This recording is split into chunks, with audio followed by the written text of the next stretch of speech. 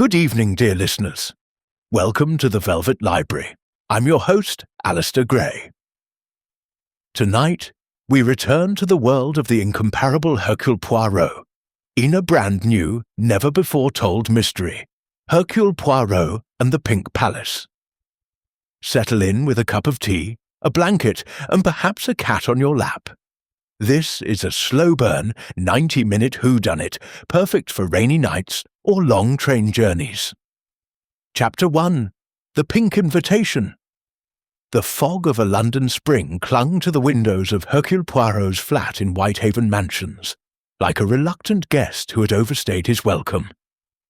It was the sort of morning that made one long for the clarity of a Belgian summer, or at least for a cup of chocolate thick enough to stand a spoon in. Poirot, however, was not thinking of chocolate. He was thinking of the envelope that lay upon his breakfast table, its heavy cream paper glowing faintly pink in the gaslight, as though it had absorbed the dawn and decided to keep it. The envelope had arrived by the first post, delivered by a boy whose boots left muddy crescents on Poirot's immaculate rug. The little detective had not scolded him. One did not scold the messenger of destiny, and destiny, Poirot felt certain, was precisely what this was.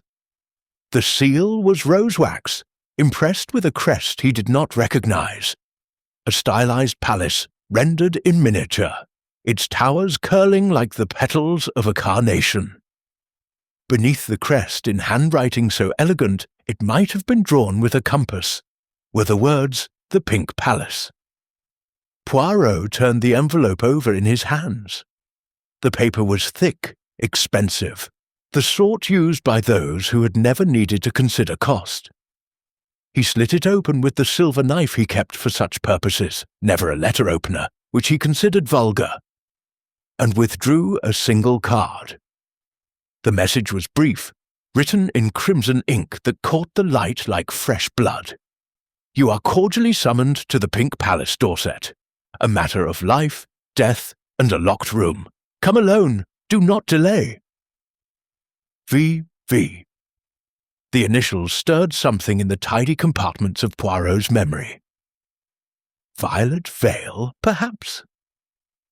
The name drifted through the society pages like a ghost, the reclusive heiress to the Vale Ruby fortune, a woman who had vanished from the world 15 years ago after the death of her husband in a hunting accident that had never been fully explained.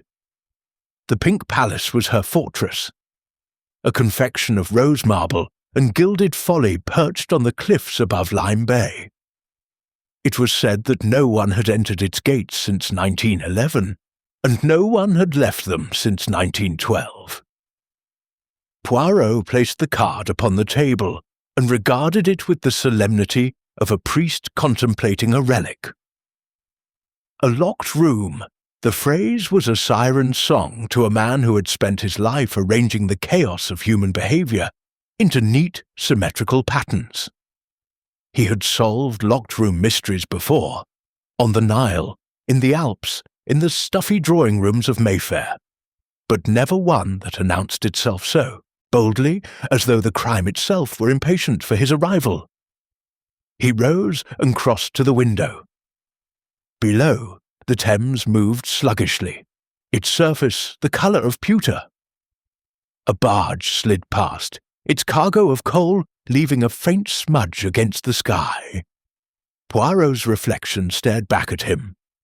The egg-shaped head, the magnificent moustaches waxed to perfection, the eyes that missed nothing.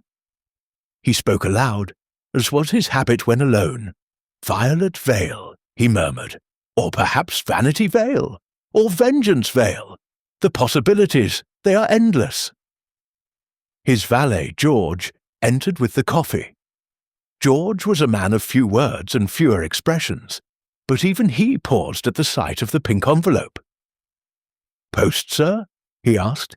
"Destiny, George," Poirot corrected. "In the form of a lady who signs herself only with initials.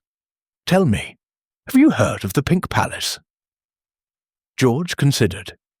"Only whispers, sir.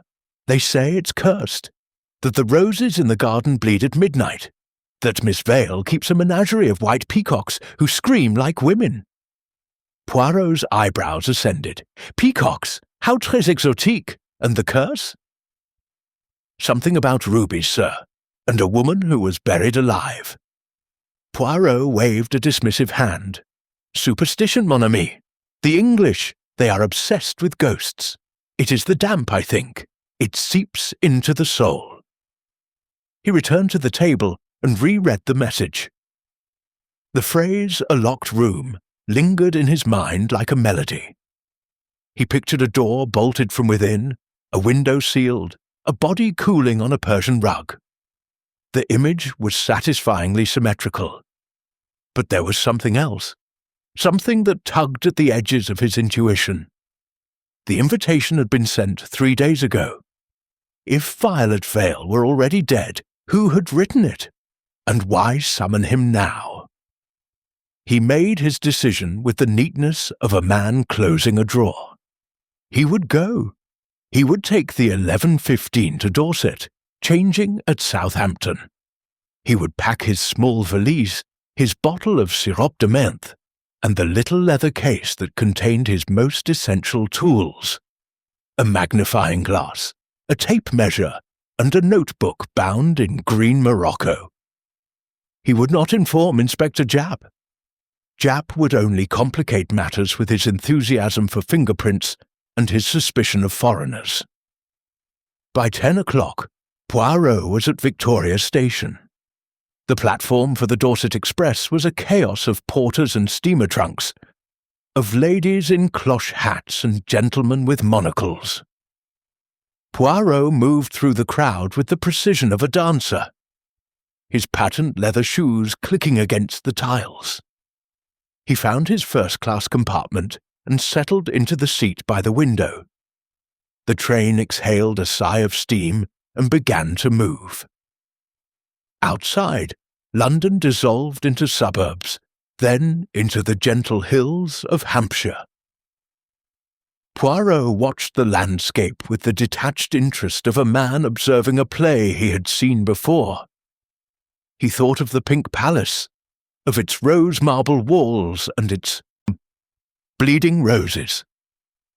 He thought of Violet Vale, whom he had never met, but whose name carried the weight of scandal and sorrow. He thought of the locked room, and of the mindily clever mind that had conceived it. The journey took 4 hours. At Wareham, the train disgorged its passengers into the care of a fleet of motor cars. Poirot was met by a chauffeur in dove-grey livery, his face as expressionless as a statue. The car was a Rolls-Royce Phantom, its bodywork the colour of clotted cream. As they drove west, the landscape grew wilder. Hedgerows gave way to stone walls, fields to moorland. The sea appeared suddenly, a glittering expanse beneath a sky the colour of a pigeon's breast. The Pink Palace revealed itself in stages. First, the gates, wrought iron painted rose pink, topped with gilded pineapples. Then the drive, a winding ribbon of gravel flanked by yew trees clipped into fantastical shapes.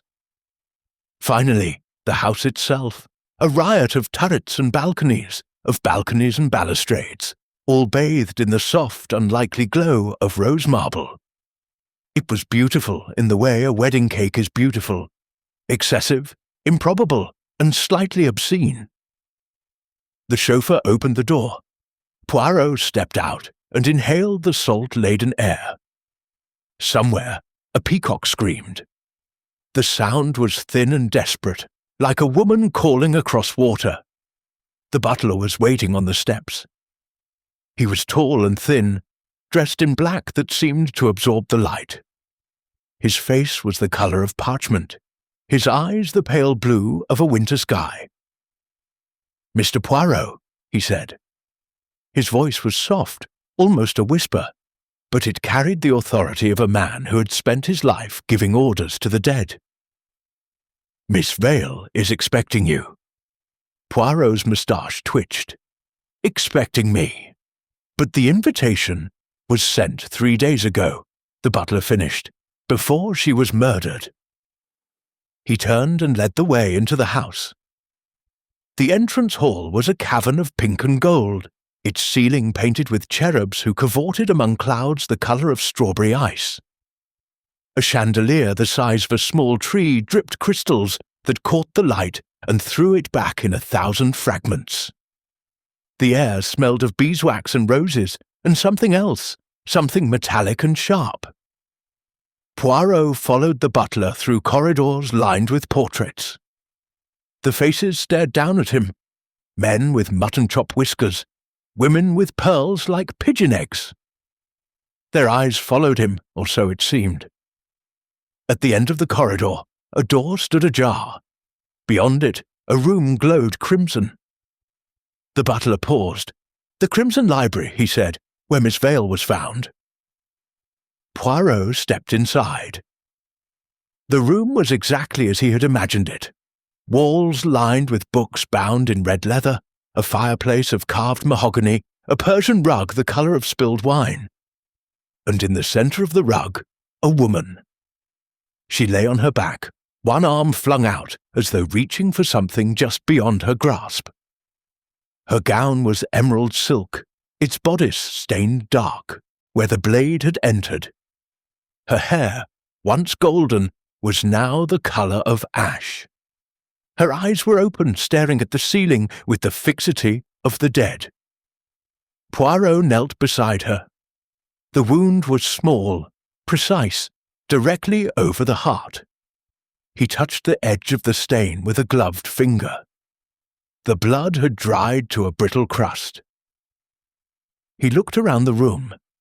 The door was heavy oak, fitted with a Yale lock.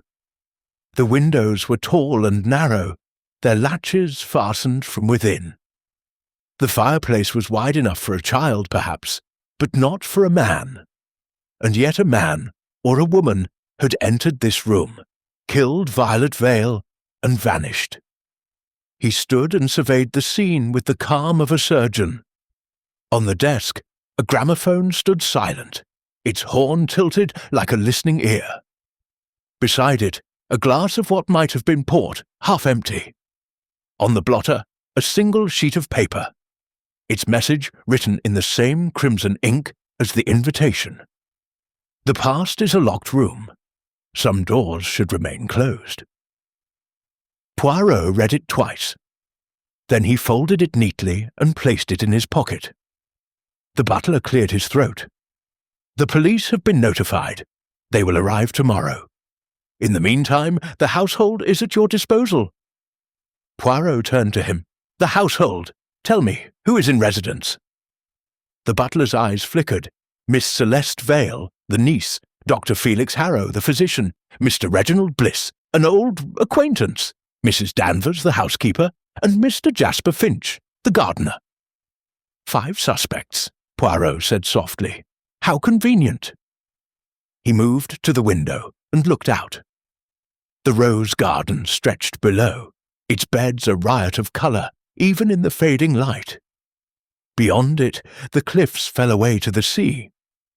The waves crashed against the rocks with a sound like distant applause. Somewhere in the house, a clock struck 6. The notes were mournful, as though the clock itself were grieving. Poirot turned back to the room.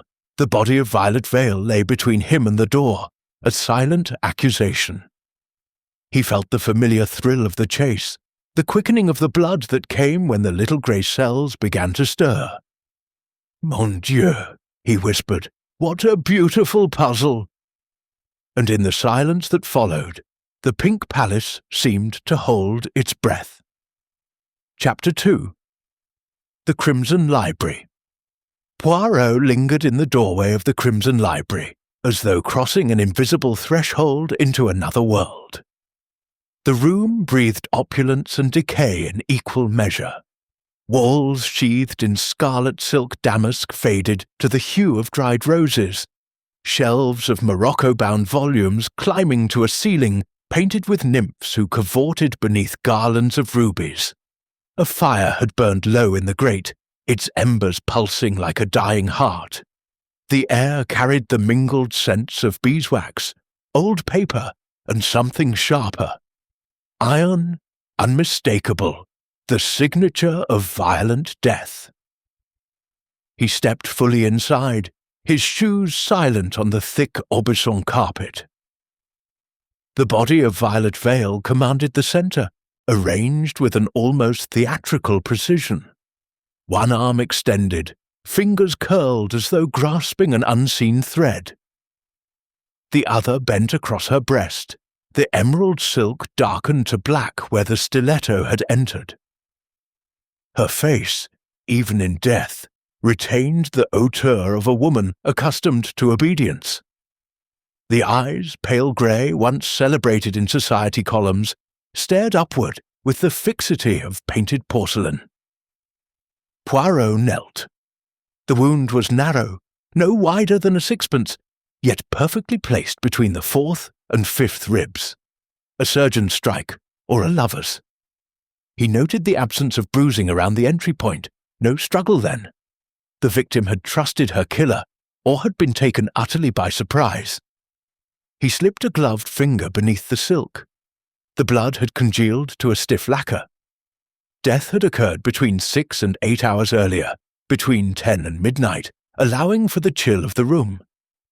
Rising, he surveyed the chamber with the methodical calm of a watchmaker examining gears.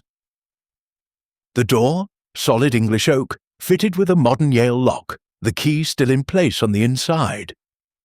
He tested the handle, locked, the windows, 3 tall sashes, each latched from within, the paint around the frames undisturbed. He opened one. The night air rushed in, carrying the salt tang of the sea and the distant scream of a peacock. Below, the rose garden lay silvered by moonlight, its paths empty. No ladder marks marred the stonework beneath the sill. The fireplace drew his attention next. Wide enough for a Yule log, but the chimney narrowed sharply above the mantel. He shone his pocket torch upward. Soot blackened the bricks, but a faint scrape of lighter stone caught his eye. A patch no wider than a man's fist recently cleaned. Intriguing. He made a mental note and turned to the desk. The gramophone stood open, its brass horn tilted like a listening ear. A record lay on the turntable, Edith Piaf, though the song was scratched beyond recognition. The needle rested in a groove that repeated the same 3 notes with mechanical persistence. Poirot lifted the arm. The silence that followed felt sudden and absolute. He examined the label, La Vie en Rose, pressed in Paris, 1924. Violet Vale's favourite, according to the butler. He wound the mechanism and set the needle down again. The scratch occurred precisely 33 minutes into the side. He timed it with his pocket watch. 33 minutes and 7 seconds. The murder, then, had been committed at approximately 8:27 p.m., assuming the record had been started shortly after Mrs. Danvers delivered the nightly cocoa at 8. On the blotter lay the half-empty glass of port, its surface filmed with a faint skin. Poirot lifted it to his nose. Blackcurrant, oak, and beneath it the faint almond bitterness of cyanide. He set it down untouched. Beside the glass, a single ruby earring glinted like a drop of frozen blood. Its mate was missing.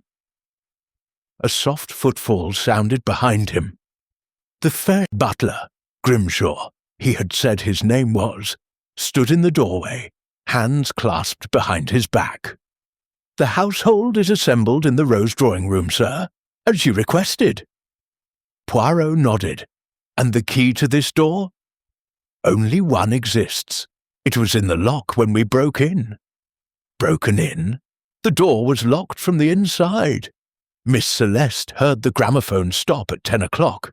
When there was no answer to her knock, Dr. Harrow forced the lock with a crowbar from the stables." Poirot's eyes narrowed. "The crowbar! Where is it now?"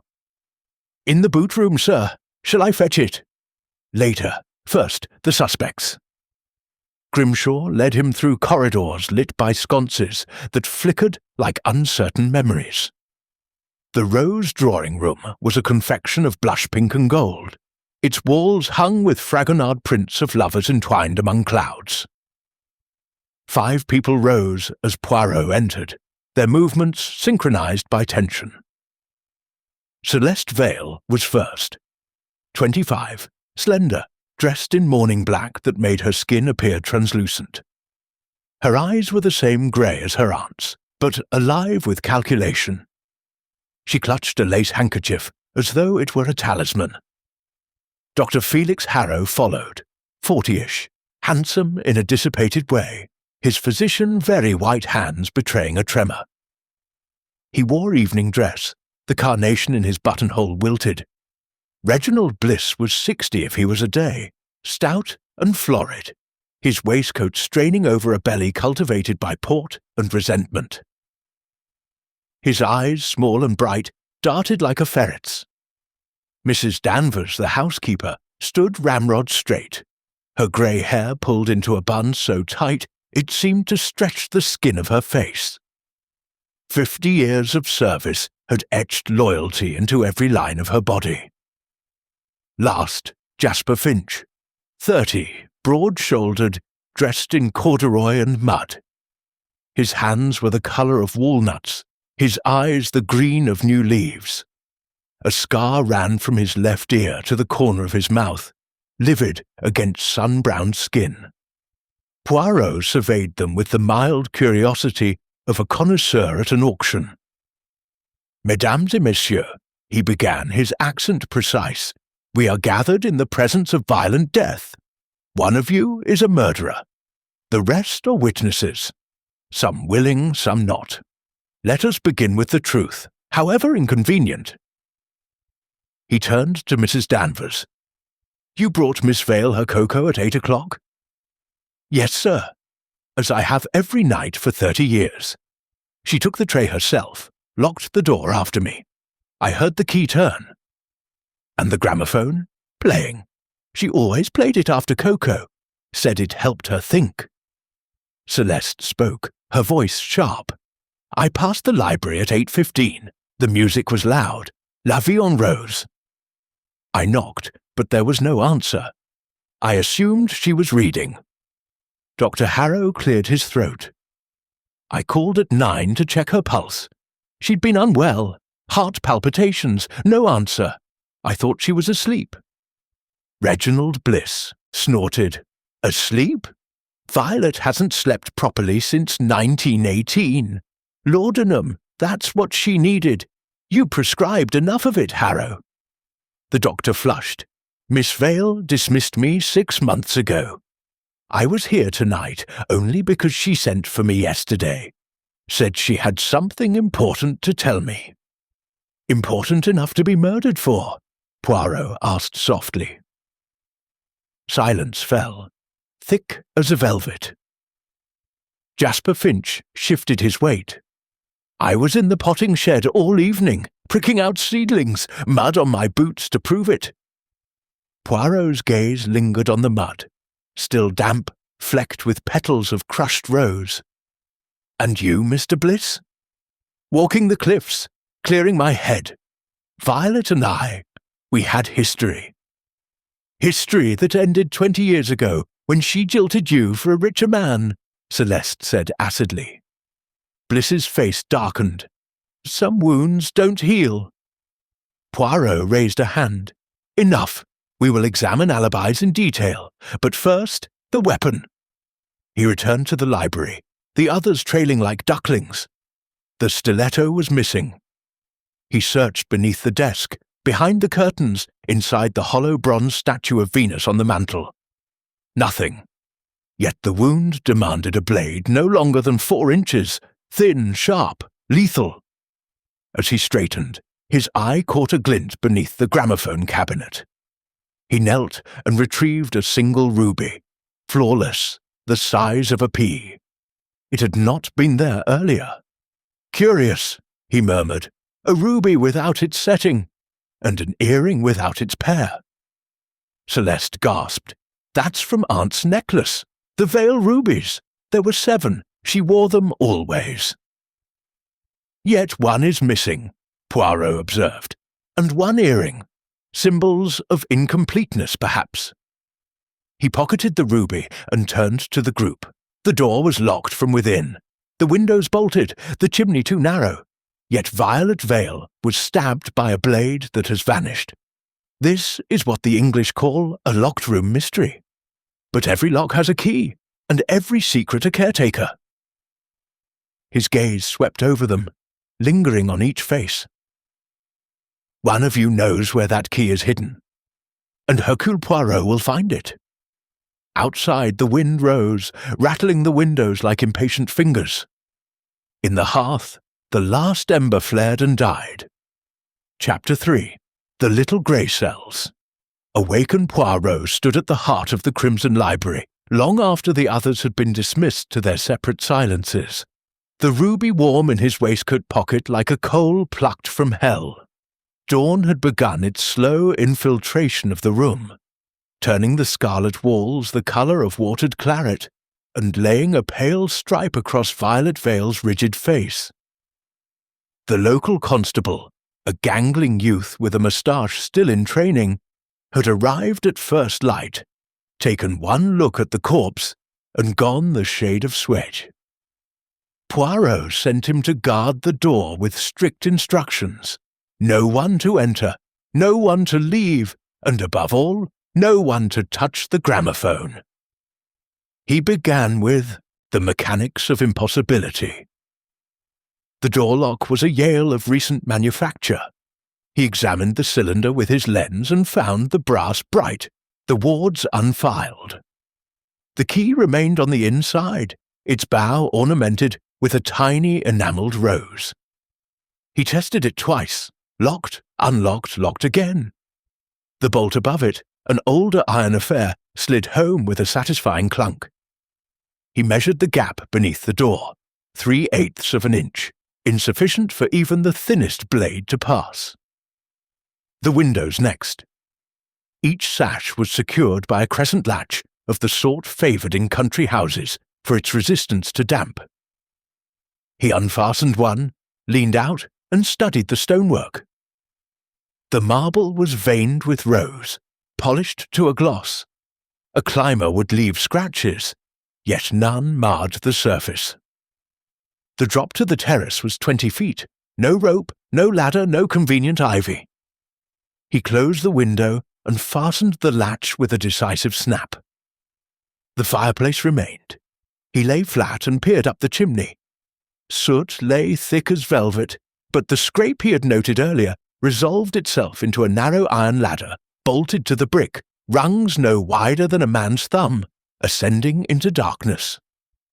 He called for Grimshaw, who arrived with a paraffin lamp and the air of a man long resigned to peculiar requests. "Does this flue connect to another room?" Poirot asked. "To the rose garden chimney, sir. Disused these 20 years. The grate below is sealed with a decorative screen." "Sealed, you say? Yet someone has climbed recently." Poirot indicated the disturbed soot. "Bring me a broom handle." Minutes later he was poking the iron ladder with the handle. It rang hollow. Then clink struck something metallic. He manoeuvred the object downward. A slender stiletto, its blade no longer than his little finger. The handle wrapped in crimson silk to prevent fingerprints. The tip was darkened with blood long dried. "Mon Dieu," he whispered, "the weapon returns to us." He wrapped the blade in his handkerchief and descended to the rose garden. The screen over the lower grate was indeed decorative, wrought iron painted pink, but one bar had been bent outward, then bent back. The gap was sufficient for the stiletto to pass, nothing more. He straightened and surveyed the beds. Frost silvered the petals. Footprints would show clearly, yet the gravel paths were undisturbed, save for Jasper Finch's heavy boots, leading to the potting shed and back. Inside the shed he found Finch asleep on a sack of bone meal, snoring with the abandon of the innocent. Poirot shook him awake. The gardener blinked, then sat up, rubbing his scar. "Time is it. Time for truth, mon ami. You burned clippings last night." "Rose prunings. Miss Vale was particular about disease." Poirot's gaze swept the ashes in the brazier. Among the grey flakes glinted a speck of red. He teased it out with tweezers. A ruby cufflink, monogrammed R.B. "Mr. Bliss's, I think. Curious that it should travel from the cliffs to your fire." Finch shrugged. "Gentry lose things. Wind blows them." Poirot pocketed the cufflink and returned to the house. In the breakfast room he assembled the household over coffee that tasted of acorns and chagrin. He laid the stiletto on the damask cloth. It rang like a tiny bell. "This is the weapon." It entered Miss Vale's heart at approximately 8:27 p.m. The gramophone confirms it. Yet it was found in the chimney, dropped from above. Someone climbed the library flue, stabbed her, withdrew the blade, and descended the garden chimney to dispose of it in the fire. A clever, acrobatic feat. Dr. Harrow laughed nervously. "The flue is barely 9 inches wide at the throat. No adult could pass."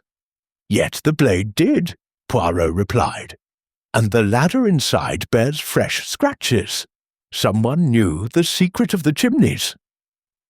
He produced the cufflink. Reginald Bliss turned the colour of a boiled ham. "That's mine. Lost last week. Found in the gardener's brazier," Poirot interrupted. "Convenient, non? A little too convenient." Celeste leaned forward, eyes glittering. "Uncle Reginald was on the cliffs at 8:30. I saw him from the conservatory window. His coat was wet with spray." "Yet his shoes," Poirot said, "are dry." He indicated Bliss's polished Oxfords. "The cliffs receive the full force of the tide. One cannot walk there without salt and sand." Bliss opened his mouth, closed it again. Poirot turned to Mrs. Danvers. "You heard nothing after delivering the cocoa?" "Nothing, sir. The walls are thick." "Yet sound travels oddly in old houses. The gramophone was loud. Did no one hear a cry?" Silence. He produced the torn letter he had retrieved from the wastebasket. The fragments had been pieced together on his blotter upstairs. "You will pay for what you did to my mother. The rubies are mine. Meet me in the library at 8, or the world will know. J." "J for Jasper?"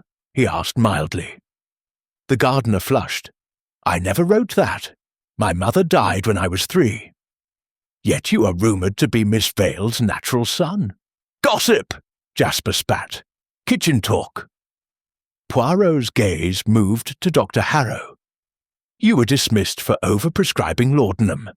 Miss Vale threatened exposure?" "She was hysterical," Harrow said. "I came last night to reconcile. At 9 o'clock when she was already dead." Harrow's hands shook. Coffee slopped into his saucer. Poirot rose. "We will now reconstruct the timeline with precision, Mrs. Danvers. Cocoa at 8. Celeste. Music at 8:15. Dr. Harrow. No answer at 9. The scream at 10. Between 8:27 and 8:30, the murder occurred. The gramophone needle stuck at 33 minutes. Someone started the record shortly after 8, then stopped it deliberately or was interrupted." He paced, hands clasped behind his back. "The stiletto was dropped down the flue after the murder, landing in the garden fire." "But the fire was lit at what hour?" Jasper answered reluctantly. 8:30. I banked it before locking the shed." "Then the blade was dropped after 8:30. Yet the murder was at 8:27. Impossible, unless the killer returned to the library later, climbed the flue a second time, and disposed of the weapon." Celeste laughed, a brittle sound. You're inventing complications, Monsieur Poirot. The simplest explanation is that my aunt locked herself in, stabbed herself, and hid the blade up the chimney. Suicide. Poirot regarded her with pity. The wound is vertical, entering downward. A suicide holds the blade horizontally or stabs upward. And the angle, impossible for her own hand. No, mademoiselle, this is murder, premeditated and cunning. He paused at the window. The rose garden lay innocent under weak sunshine. Somewhere a peacock called, the sound thin and forlorn. Someone in this house, he said softly, possesses the agility of a cat, the knowledge of secret chimneys, and a motive strong enough to risk everything. The little grey cells, they begin to stir. But they require one more piece. The piece that is missing, like the ruby from the necklace, like the mate to the earring. He turned back to the room. 5 faces watched him. Fear, defiance, calculation, exhaustion, resentment. The air crackled with unspoken accusations. Patience, Poirot murmured. The truth, she is a shy creature, but she cannot hide forever. Outside, the clouds parted, and a shaft of sunlight struck the table, igniting the stiletto into a tongue of crimson flame. Chapter 4. Clues and Red Herrings. Poirot began the day with the measured calm of a man laying out chess pieces before the game has truly started. Breakfast was abandoned after a single bite of kipper. The fish tasted of the sea and of secrets. He requested the household keys from Grimshaw, who surrendered them with the reluctance of a priest yielding relics. The ring was heavy iron, each key tagged in faded copperplate. East wing, west turret, wine cellar, hothouse, and most tantalizing mirror gallery. He started with the mirror gallery, a long corridor on the second floor where Violet Vale had indulged her passion for reflection. The walls were lined with looking-glasses of every era. Venetian gilt, Regency mahogany, a sinister black glass rumoured to have come from a Borgia palace. Poirot walked the length slowly, hands clasped behind his back, watching his image multiply into infinity. At the far end, a door stood ajar. Beyond it lay the attic stairs, narrow and winding, smelling of cedar and mouse droppings. The attic was a labyrinth of discarded lives. Trunks plastered with steamer labels, Monte Carlo, Cairo, Biarritz, hat stands draped in veils, a child's rocking horse with one eye missing. Poirot moved methodically, opening drawers, lifting lids. In a bandbox he found a bundle of letters tied with faded pink ribbon.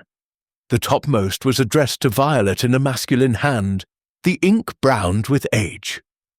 The rubies are cursed, as I always said. Return them to the mine, or they will drink your blood as they drank hers.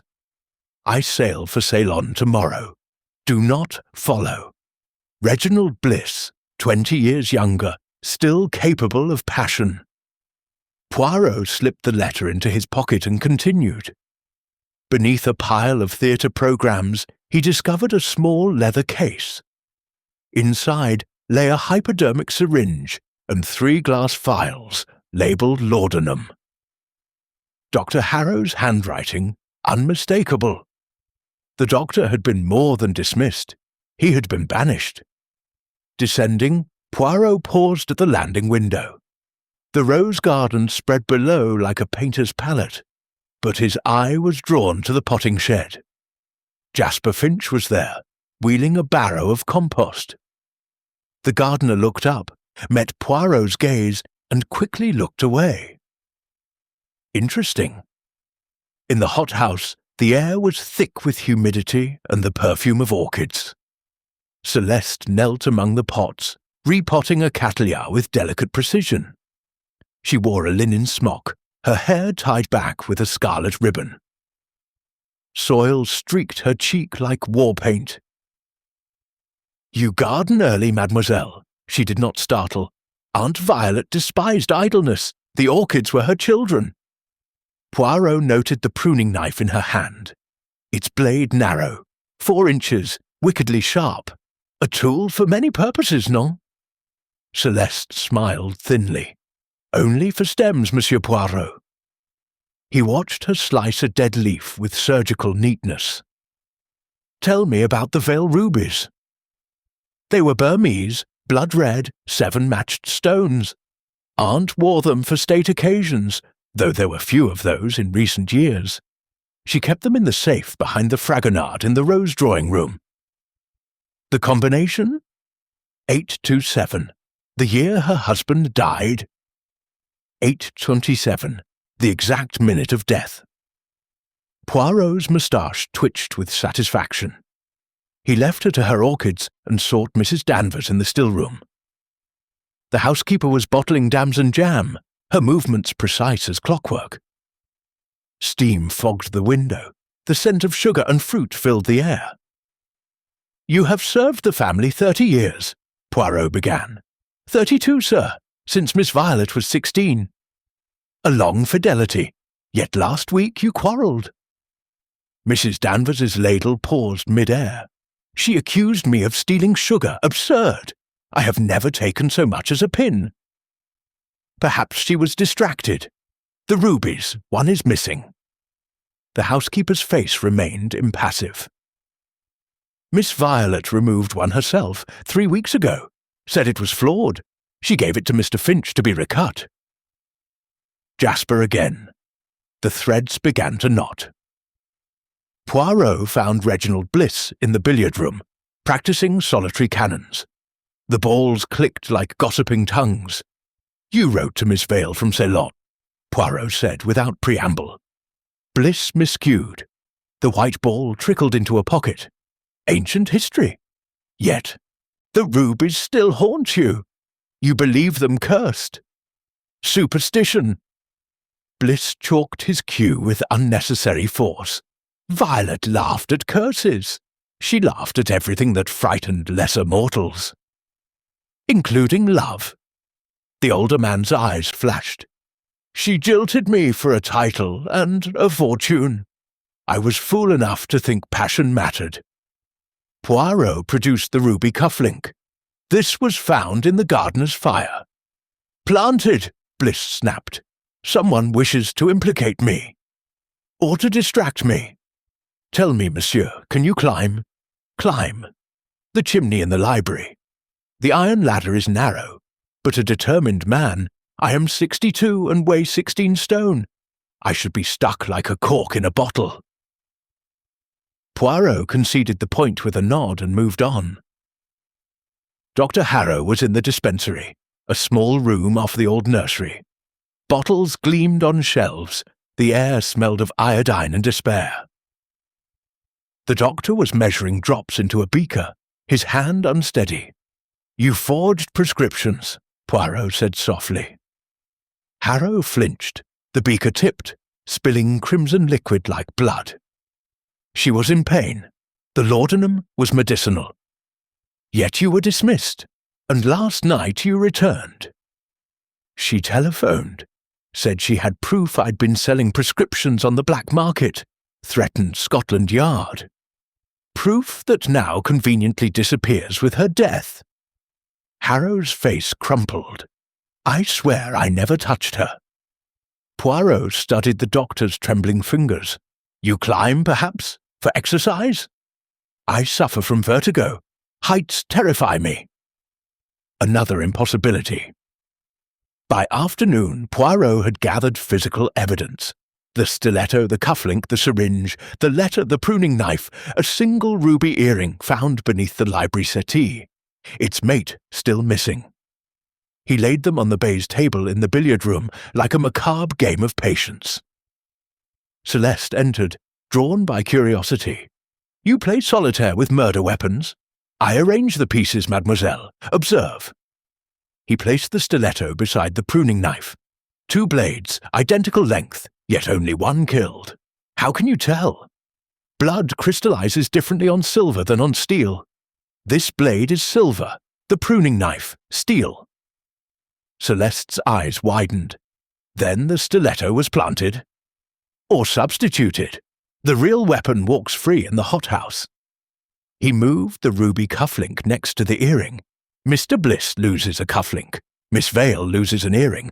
Both appear where they should not. Someone stages a trail. Mrs. Danvers appeared in the doorway, apron crisp. "Begging your pardon, sir. The safe has been opened." They hurried to the Rose drawing room. The Fragonard swung forward on concealed hinges. The safe door stood ajar. Inside, the ruby necklace lay intact, 7 stones, flawless.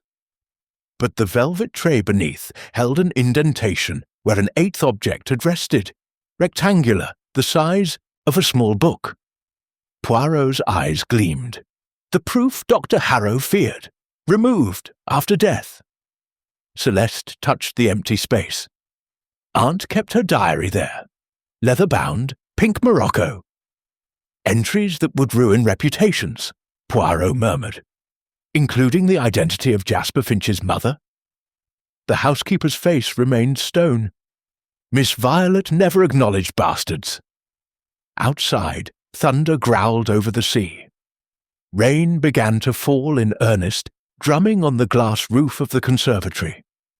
Poirot stood at the window watching the garden dissolve into silver streaks. "Red herrings," he said to his reflection. "The cufflink, the letter, the missing ruby, all bait. But the true fish swims deeper." He turned to the others. "Tonight we set a trap. The diary is gone, but its author may return for other secrets. We will give them opportunity." As dusk deepened, the pink palace seemed to draw its pink marble walls closer, like a carnivorous flower preparing to feed. Poirot smiled into the gathering dark. The little grey cells were no longer stirring. They were dancing. Chapter 5. Complications and Twists. Rain came down in silver rods, drumming the glass roof of the conservatory until the orchids trembled. Poirot had ordered every lamp extinguished save one in the Crimson Library. The single bulb burned like a watchful eye above Violet Vale's sheeted form. The house settled into the particular hush that follows violence. Doors closed softly, footsteps muffled, breath held. At 2 o'clock the temperature dropped sharply. Frost feathered the inside of the windows as though the night itself had drawn a veil. Poirot sat in the high-backed chair beside the fireplace, motionless, a small green notebook open on his knee. He had dismissed Grimshaw with instructions to lock the baize door and pocket the key. The stiletto lay on the desk, wrapped in silk. The ruby cufflink and solitary earring glinted beside it like drops of congealed blood. He waited. At 2:17, the library door handle turned with infinite caution.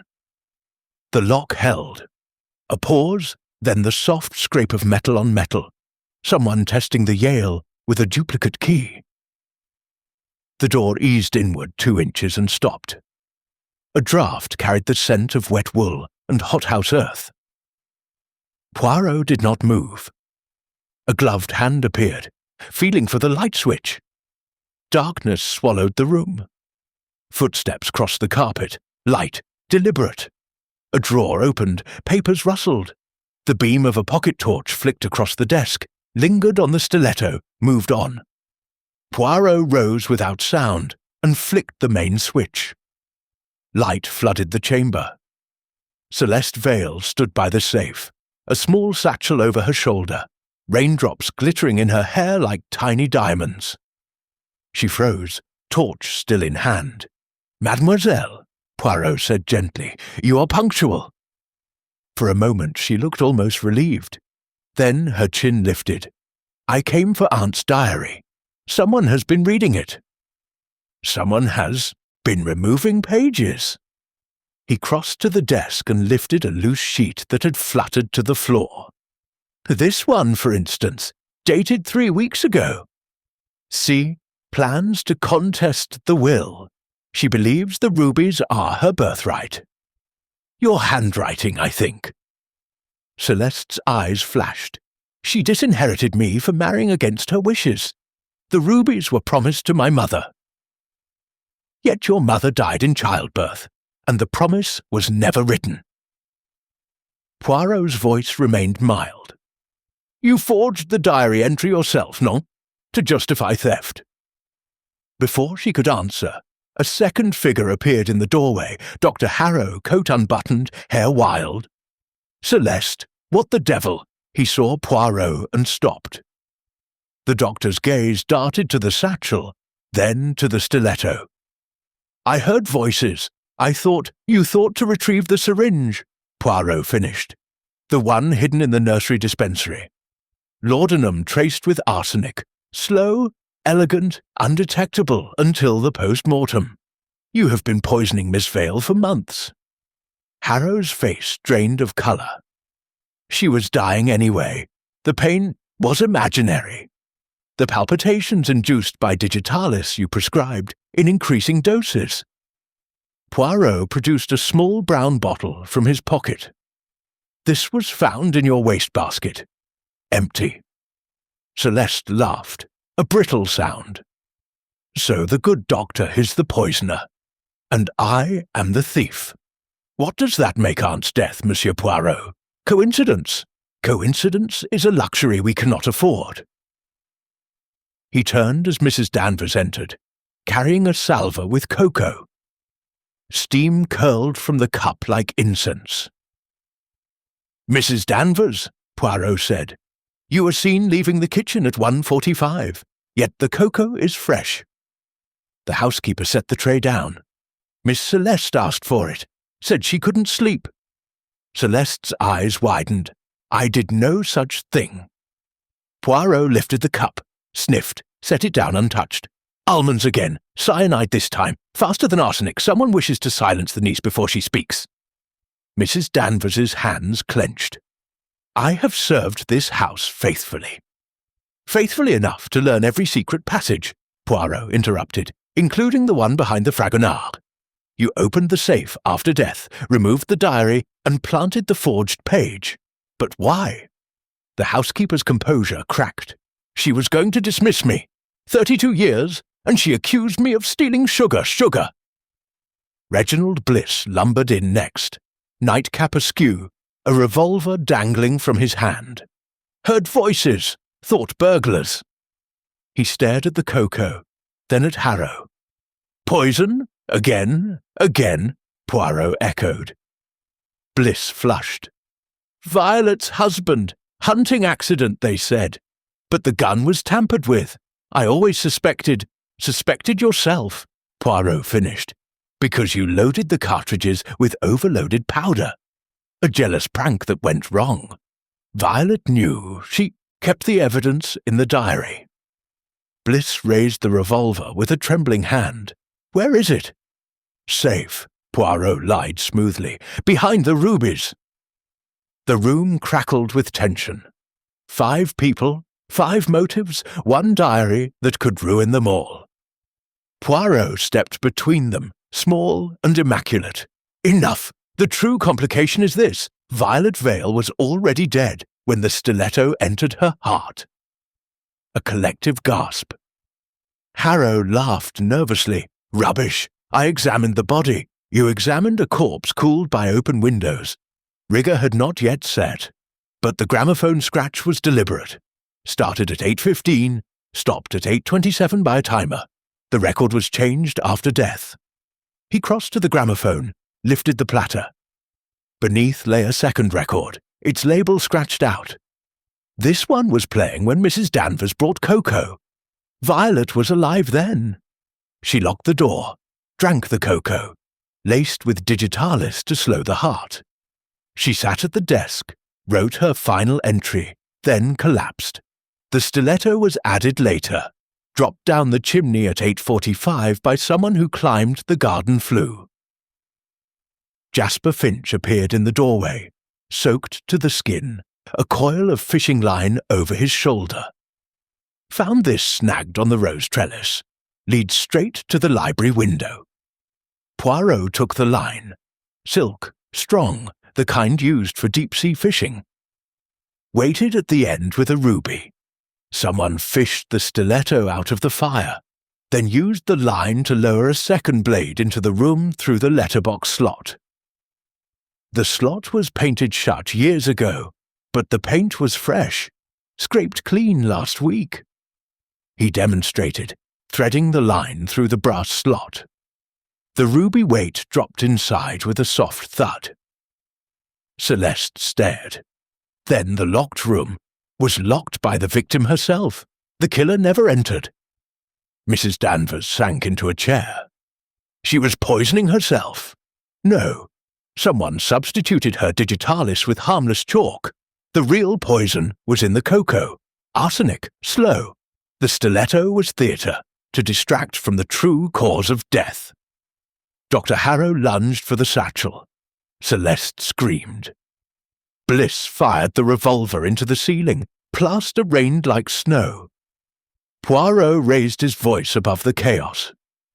The diary holds the answer, but the diary is gone, burned in the hothouse furnace at 3 a.m. I watched the flames myself.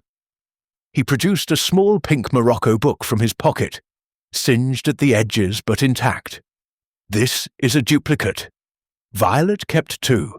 The real one named her poisoner, her blackmailer, and the father of her child. Silence fell, broken only by the rain. Poirot opened the diary to the final entry, written in Violet's spidery hand, believes the rubies are hers by blood. She is wrong. The child was ours, but the curse is mine. If I die, look to the mirror. He closed the book. Tomorrow we examine the mirror gallery at dawn. Tonight, no one leaves this room. He herded them, together, Celeste, Harrow, Danvers, Bliss, Finch, 5 suspects bound by guilt and terror. The single lamp flickered, casting long shadows that danced like accomplices. Outside, the storm reached its climax. Lightning illuminated the rose garden in stark white. For an instant, Poirot saw a figure at the window. A woman in emerald silk, one hand pressed to the glass, rubies blazing at her throat. Then darkness swallowed her. The complications had only begun. Chapter 6. The revelation dawn crept into the Crimson Library like a guilty secret, pale light sliding across the Persian rug and picking out the sheeted form of Violet Vale. The 5 suspects sat in a ragged semicircle, sleepless, coats pulled tight against the chill. Grimshaw had brought coffee at 5. The pot stood untouched, its surface filmed with skin. Poirot stood before the fireplace, hands clasped behind his back, the little green notebook closed for the first time in hours. The pink Morocco diary lay on the desk beside the stiletto, the ruby cufflink and the coil of fishing line, evidence arranged with the symmetry he loved. He began without preamble, his voice soft yet carrying to every corner. Mesdames et messieurs, we have pursued many shadows, the locked door, the vanishing blade, the ruby in the ashes, the diary that named too many sins. All were clever. All were false. The truth is simpler, and therefore more terrible. Violet Vale was murdered twice. A rustle of fabric. Celeste's hand flew to her throat. First by poison, slow and intimate, administered over months in her nightly cocoa. Second by theatre, a stiletto dropped down the chimney to mislead. The poison killed her. The blade convinced us to look for a murderer who entered a locked room, but the room was never entered. The door was locked by Violet herself at 8 o'clock after Mrs. Danvers left. She drank the cocoa, sat at her desk, and wrote her final entry. The gramophone played. At 8:27 her heart stopped. The record continued for 6 minutes more until the needle stuck. The scream at 10 was Celeste discovering the body, already cold. Dr. Harrow stirred. The wound was inflicted post-mortem. The stiletto was lowered through the letterbox slot on fishing line at 8:45, guided by torchlight from the garden. It pierced the corpse, was withdrawn the same way, and dropped into the rose garden fire to destroy fingerprints. But the fire was lit at 8:30 by Jasper Finch. The blade could not be in two places, ergo, two blades. He lifted the pruning knife from the desk. Steel, blood traces of animal sap only. This is the gardener's. The silver stiletto, human blood, type O, Violet's type, was planted in the chimney at midnight to be discovered by me. Reginald Bliss snorted. Clever nonsense! Who climbed a 9-inch flue? No one. The chimney ladder was a distraction. The true path was the mirror gallery. Poirot opened the diary to a pressed Violet. Violet's last words. Look to the mirror. Not metaphor. Instruction. He led them upstairs, footsteps echoing. The mirror gallery stretched long and dim, dawn light fractured into 1,000 reflections. At the centre hung a tall pier, glass in a gilt frame. Poirot pressed the left rosette. The mirror swung inward on silent hinges, revealing a narrow passage papered in faded rose silk. Servants' corridor, disused since 1912. It runs behind the library wall. A sliding panel opens directly above the desk. The killer stood here, unseen, and lowered the weighted stiletto through a knot-hole in the panelling. The ruby acted as plumb bob. When the blade struck, the fishing line was cut. The ruby retrieved through the letterbox later. The panel was closed, the mirror swung shut. No footprints, no entry, no exit. Celeste's voice trembled. But the poison was in the cocoa every night for 3 months. Arsenic cumulative. The prescription digitalis was replaced with chalk tablets. Harmless. Violet's symptoms were real, but the cause was the cocoa. Mrs. Danvers prepared it nightly. The housekeeper rose, face grey. I loved her. You loved the house, Poirot corrected gently. Violet planned to sell the Pink Palace to pay debts. You would lose position, home, everything. You added arsenic grain by grain, hoping for natural death.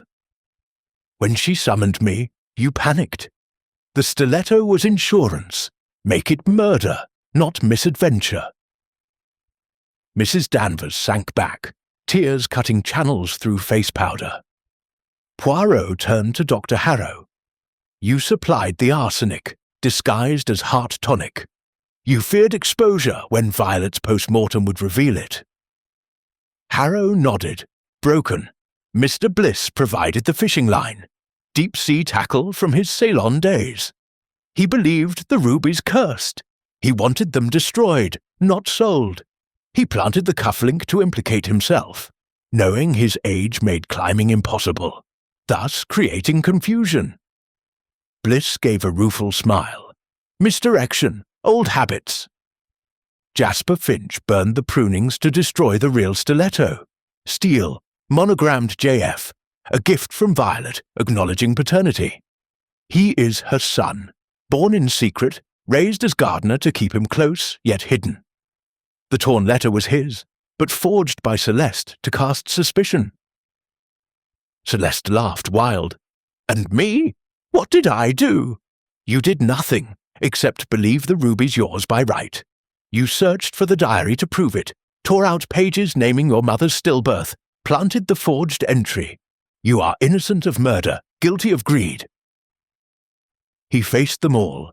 Mrs. Danvers poisoned. Dr. Harrow supplied. Mr. Bliss staged the impossible crime. Jasper concealed evidence. Celeste distracted. A conspiracy of fear, each protecting their secret, each enabling the others. Silence, thick as velvet. Poirot opened the diary to the true final page, written in violet ink. If I die, forgive them. They are prisoners of my silence. The sheer rubies are paste, sold long ago to pay Reginald's debts. The curse was poverty, not blood. Free them, Hercule. He closed the book. The veil rubies are glass, the fortune gone. The Pink Palace mortgaged thrice over. Violet kept the illusion to protect you all, her fractured family. Mrs. Danvers sobbed. Harrow stared at his hands. Bliss chuckled. the sound of a man unburdened. Jasper touched the scar Violet had kissed in childhood. Celeste wept without sound. Poirot replaced the diary in his pocket. The police arrive at noon. Mrs. Danvers will confess to manslaughter, the others to accessory. The house will be sold, debts paid, secrets buried with Violet. He looked at the sheeted form downstairs. She solved her own murder, in the end. The little grey cells merely followed her breadcrumb trail of mirrors and paste gems. As they filed out, dawn fully broke, gilding the mirrors into sheets of rose gold. Poirot lingered, adjusting his tie in 100 reflections. Chapter 7. Justice Served. The local police arrived at 11:30 in a black Wolseley that looked too severe for the Rose Gravel Drive. Inspector Meadows, a man built like a Shire horse and twice as stolid, stepped out first, raincoat flapping, notebook already open.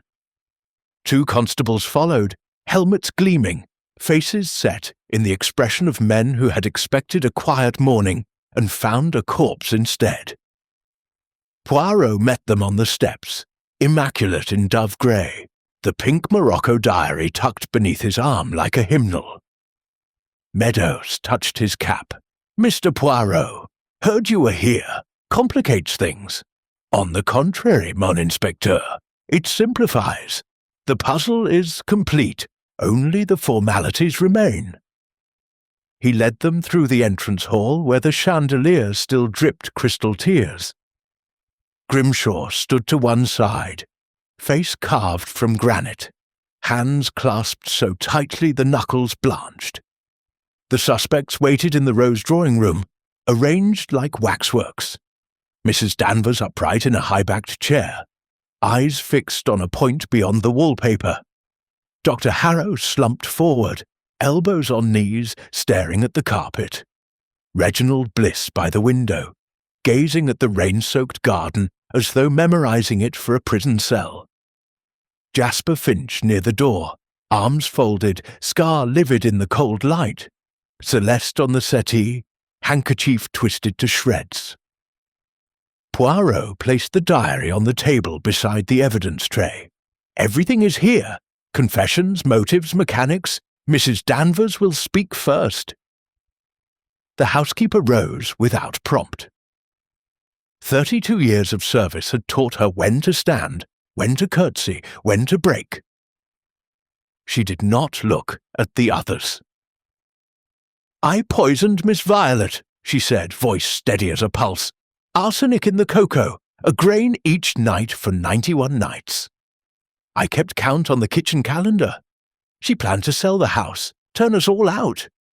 I thought if she died quietly, the estate would pass to Miss Celeste, and I would keep my place. When she sent for Monsieur Poirot, I added the stiletto to make it murder, not misadventure. The fishing line was Mr. Bliss's. The idea came from a magazine." Meadows scribbled, the pencil scratching like an insect. "And the blade?" "Silver, from the dessert service. I filed the handle smooth, dropped it down the chimney at midnight so Monsieur Poirot would find it. Thought it would confuse things." Dr. Harrow spoke next, voice hoarse. "I supplied the arsenic. Thought it was for rats in the cellar. When I realized, I said nothing. She paid my gambling debts. Silence was the price." Bliss gave a bark of laughter. "Gambling, poisoning, bastardy, quite the family reunion. I provided the line and the distraction. Knew the rubies were paste, but the illusion kept the creditors at bay. When Violet threatened to expose the lot, I helped stage the impossible crime. Wanted the police chasing ghosts." Jasper unfolded his arms. "I burned the real knife, my christening gift from her. Steel, monogrammed. Didn't know about the poison, only that she was dead when I found her at 10. Locked the door again after Celeste screamed, to protect the secret." Celeste's voice was small. "I tore pages from the diary, forged the entry about the rubies. Thought if I proved inheritance, The house would be mine. I'm guilty of greed, nothing more. Meadows closed his notebook. Manslaughter, accessory, conspiracy, theft of evidence, enough to hang the lot if it were 20 years ago. Poirot raised a hand. But it is 1926, and compassion is not yet illegal. Mrs. Danvers acted from terror of destitution, Dr. Harrow from debt, Mr. Bliss from shame, Mr. Finch from love, Mademoiselle from desperation. The crime was collective, the guilt shared. I recommend charges reflect intent, not outcome. The inspector considered. Rain drumming on the windows. Magistrates lenient these days. Likely transportation for the doctor, probation for the rest. House sale will cover restitution. Mrs. Danvers lifted her head. May I see her once more? Poirot nodded. They processed to the Crimson Library where Violet lay beneath the sheet, rubily serene. The housekeeper knelt, pressed her lips to the cold hand, then stood. She forgave me in the diary. I'll carry that to my grave. One by one they paid their respects. Harrow adjusted the sheet with professional care. Bliss laid the paste rubies on the desk, 7 glass stones that had cost a life. Jasper placed a single white rose from the hothouse. Celeste touched her aunt's hair, whispered something lost to the room. Outside the rain had stopped. Weak sunshine glittered on wet marble. The Wolseley's engine turned over. Poirot watched from the steps as the suspects were led away. Mrs. Danvers between 2 constables head high. Harrow handcuffed but walking unaided. Bliss waving as though boarding a liner. Jasper pausing to look back at the rose garden. Celeste last, clutching the shredded handkerchief. Grimshaw approached, keyring in hand. The house, sir, will be sold. Proceeds to the creditors, the staff pensioned. You, mon ami, will find employment with Lord Ashford. He requires a butler who understands silence. The butler bowed, eyes suspiciously bright. Poirot descended to the gravel. The chauffeur held the rolls. Before entering, Poirot turned for a final look at the Pink Palace. Turrets softened by mist, roses trembling in the breeze. A peacock strutted across the lawn, tail feathers spread in futile magnificence. Order is restored, he murmured, and justice, she is served with a lighter hand than she deserves. The car pulled away. In the rearview mirror, the palace shrank, pink marble fading to grey, until it was no more than a confection remembered from childhood. Poirot opened the diary to Violet's last true entry and read once more. Free them, Hercule. He closed the book, slipped it into his pocket beside the sirop de menthe, and allowed himself a small, satisfied smile. The little grey cells had danced their dance.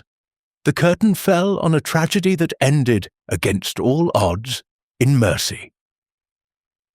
At Wareham Station, he purchased a platform ticket for the 12:45 to London. As the train steamed in, he caught sight of a porter reading the Dorset Echo, headlines screaming heiress poisoned in locked room. Poirot boarded, settled into his compartment, and ordered a cup of chocolate from the attendant. The Pink Palace was behind him, its secrets sealed in paste and forgiveness. Ahead lay London, the fog, and the next impossible crime. He raised the cup in silent toast. To you, Madame Vale. You solved your own murder, and taught even Hercule Poirot that sometimes the greatest mystery is the human heart. Chapter 8. Echoes in the Rose Marble. The Pink Palace did not surrender its ghosts easily. 3 weeks after the arrests, Poirot received a telegram at Whitehaven Mansions. Cream envelope, rose-wax seal, the same curling palace crest. The message was brief, typed on a machine with a faulty E. Return at once. The dead speak. G. Grimshaw. Poirot's moustache bristled with irritation and curiosity in equal measure. He had closed the case, filed his report, accepted a discreet fee from the estate's solicitors. Yet the dead, it seemed, refused to lie quiet. He packed the small valise, the green notebook, the sirop de menthe, and took the 11:15 to Dorset once more. The Rolls waited at Wareham, driven now by a young constable who handled the wheel as though it might explode. The cliffs were veiled in September mist. Gulls wheeled and screamed like unpaid creditors. As the car swept through the gilded gates, Poirot noted changes. The yew topiary had been clipped into severe cubes. The peacocks reduced to 3, their plumage ragged. The house itself looked smaller, as though grief had compressed its bones. Grimshaw met him on the steps, thinner, the black suit hanging loose. His eyes held the hollow brightness of sleepless nights. "Thank you for coming, sir. I wouldn't have disturbed you, but you would, mon ami, and you did. Show me." The butler led him not to the Crimson Library, but to the mirror gallery. The air was colder here, the looking-glasses filmed with dust.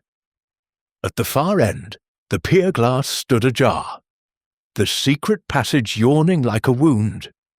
A single electric bulb had been installed, its cord snaking across the floorboards.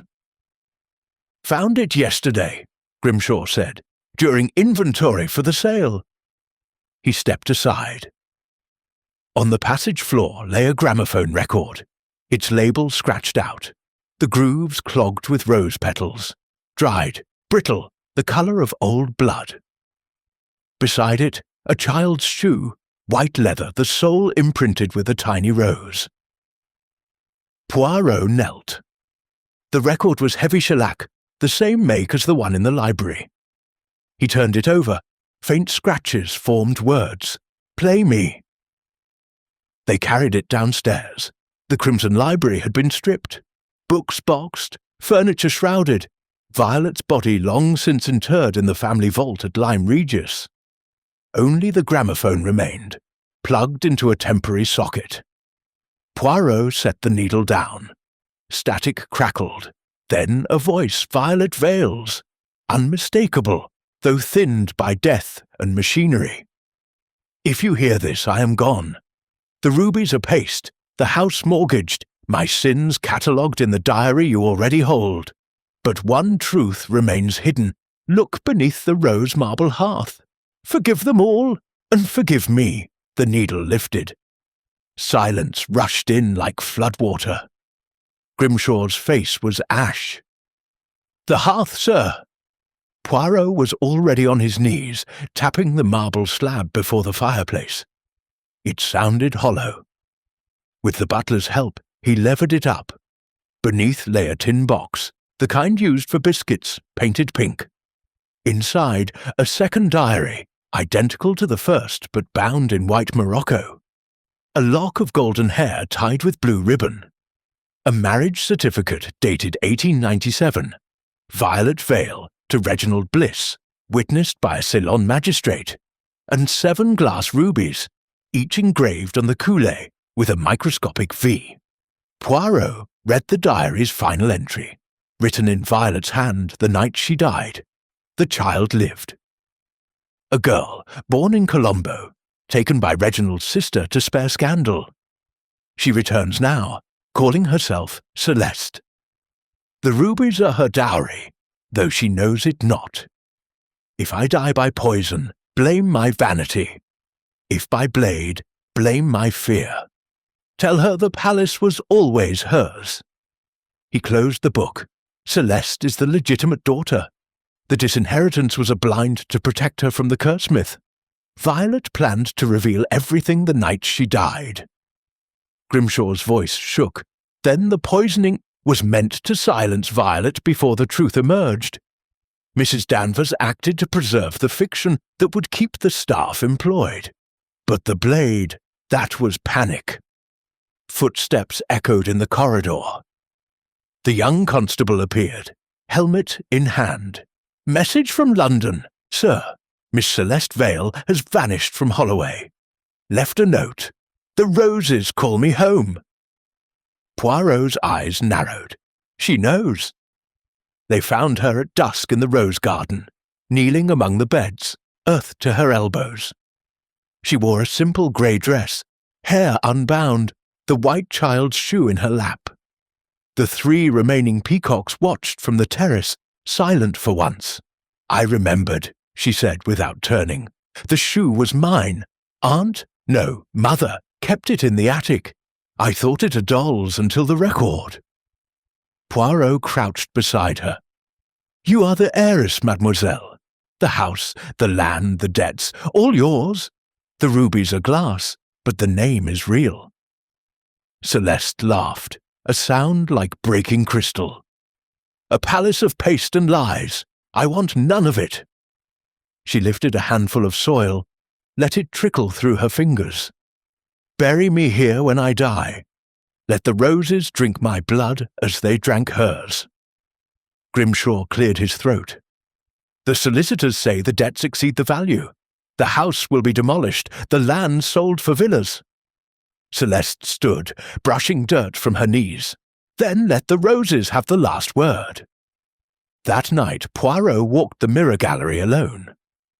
He paused before each glass, watching his reflection fracture and reform. In the Borgia black mirror, he thought he saw Violet, emerald gown, rubies blazing, then only his own face, older, smaller. He returned to the library, placed the white diary atop the pink, and addressed the empty room. "You built a labyrinth of secrets, madame, to protect a child who needed none. The order I restored was illusion, the justice incomplete. Yet the roses will bloom, and the palace will fall, and perhaps that is mercy enough." He left the gramophone spinning, needle lifted, a silent hymn to the dead. Outside, the demolition men arrived at dawn. Pickaxes, crowbars, the smell of diesel. By noon the east turret crumbled, rose marble dust clouding the air like blush powder. Celeste watched from the cliff path, the child's shoe in her pocket, the white diary pressed to her heart. Poirot took the afternoon train to London. In his compartment, he opened the green notebook and wrote a single line. Case closed. Secret. Love disguised as cruelty. Resolution. Demolition. Chapter 9. The roses remember yours as folded like pressed petals after the pink palace fell. The cliffs at Lime Bay swallowed the rose marble dust, and villas rose in neat rows where turrets once scraped the sky. Yet the rose garden refused demolition. The roots had tangled too deep. The stems bled when cut. The developers conceded a single acre, fenced it with iron, painted the original pink, and called it Vale Memorial Gardens, open to the public on Sundays, admission 1 penny for the upkeep. Poirot returned in the spring of 1931, summoned by a letter on heavy cream stock, the wax seal now a simple rose. The handwriting was Celeste's, firm and unadorned. The garden is blooming. Come before they pave it. He took the train to Dorset with no valise, only the green notebook grown soft at the edges. A motor bus carried him from the station along roads that smelled of tar and salt. The villas had multiplied, their windows bright with geraniums, but the iron fence appeared suddenly, half overgrown with briar. A gate stood open, a small plaque read, "In memory of Violet Vale, 1868-1926, her roses endure." Inside, the paths were gravel again, raked smooth. The beds formed the old pattern, heart-shaped, centered by a sundial, whose gnomon was a silver stiletto, blade buried in moss. Celeste knelt at the far end, pruning, a wide-brimmed hat shading her face. She had aged into the bones of her mother. High cheekbones, grey eyes, the same economical grace. A plain gold band glinted on her left hand. "You came," she said without looking up. "I'm sentimental about roses, mademoiselle, and about loose threads. She straightened, snipped a deadhead, let it fall. I married Jasper last Michaelmas. He tends the gardens for the council now. We live in the old potting shed, converted, 2 rooms, a stove. The peacocks come begging at dawn. Poirot surveyed the beds. The roses were monstrous, hybrid teas the colour of arterial blood, climbers thick as a man's wrist, blooms heavy enough to bow the stems. Their scent hung narcotic in the warm air. You kept the white diary. I burnt the pink one with the house. This, she touched the sundial, is the only monument she wanted. A boy appeared between the bushes, perhaps 7, barefoot, carrying a wooden sword. His hair was finch black, his eyes veil grey. He stopped when he saw Poirot, curious but unafraid. "This is Reginald," Celeste said. "After his grandfather, though we call him Reggie. He believes the roses speak at night." The child saluted with the sword. "They told me you solved the locked room, sir, with mirrors and fishing line." Poirot inclined his head. "They exaggerate, mon petit. The roses remember more than they tell." Reggie ran off, vanishing behind a trellis. Celeste watched him go, then turned back to Poirot. "The curse was poverty, not blood. We sold the last paste ruby to buy seed. These plants are grafted from the originals, Jasper's magic. They bloom twice a year, even in frost." Poirot walked the central path. Beneath the sundial, a bronze plaque had been added, "Here lies the truth of the Pink Palace." Love was the lock, forgiveness the key. He traced the letters with a gloved finger. "And Mrs. Danvers?" "Died in Holloway, quietly, of a cough. Dr. Harrow followed. Heart, they said, though I think it was shame. Grandfather Bliss lives in Torquay, writes dreadful memoirs no one publishes. He sends Reggie postcards of palm trees." A silence settled, filled by bees and the distant sea. Poirot produced a small packet from his coat. Tissue paper, tied with green ribbon. "A gift," he said, "from Brussels. Rosa Hercule. Poirot. New hybrid, deep crimson, scent of chocolate and pepper. Plant it by the sundial." Celeste accepted the packet as though it were fragile as ash. "You honour us." "I honour symmetry. The little grey cells approve of circles closed." They walked to the gate. Beyond the fence, children played hopscotch on the new pavement. A woman hung washing that smelled of sunlight soap. The ordinary world pressed close, yet inside the acre, the roses held their ground, thorns bright as accusations. At the bus stop, Celeste paused. The night she died, the gramophone played La Vie en Rose. I thought it mockery. Now I think it was her lullaby to me. Life in pink, despite everything.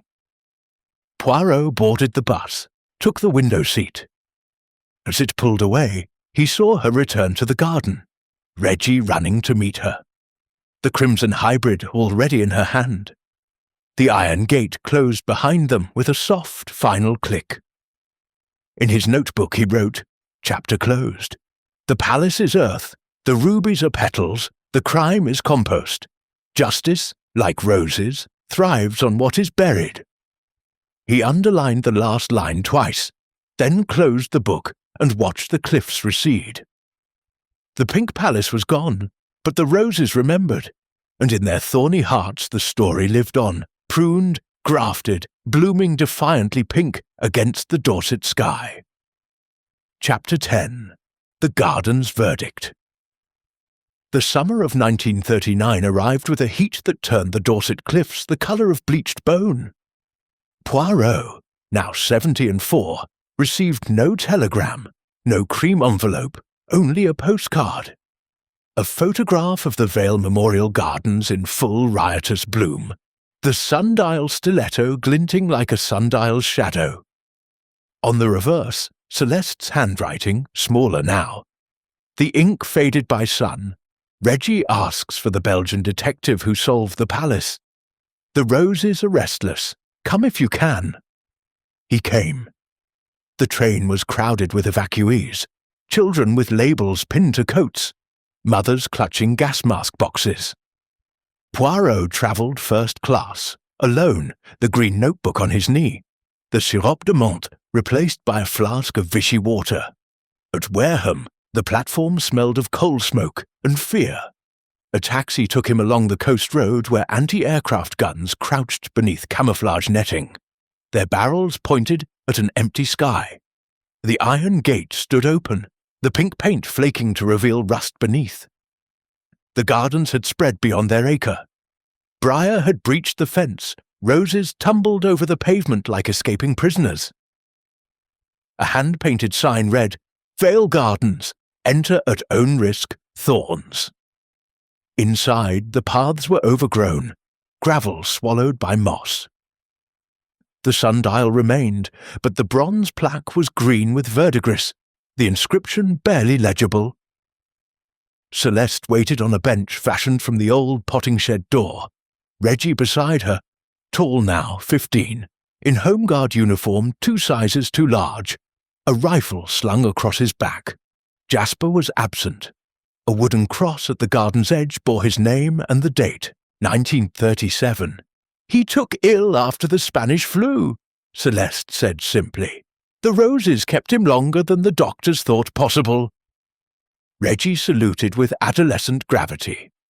"Sir, the roses won't let the council cut them back. They've taken the cricket pitch. The vicar says it's witchcraft." Poirot studied the boy. The veil grey eyes had sharpened into steel. The Finch scar was a faint white line across his cheek.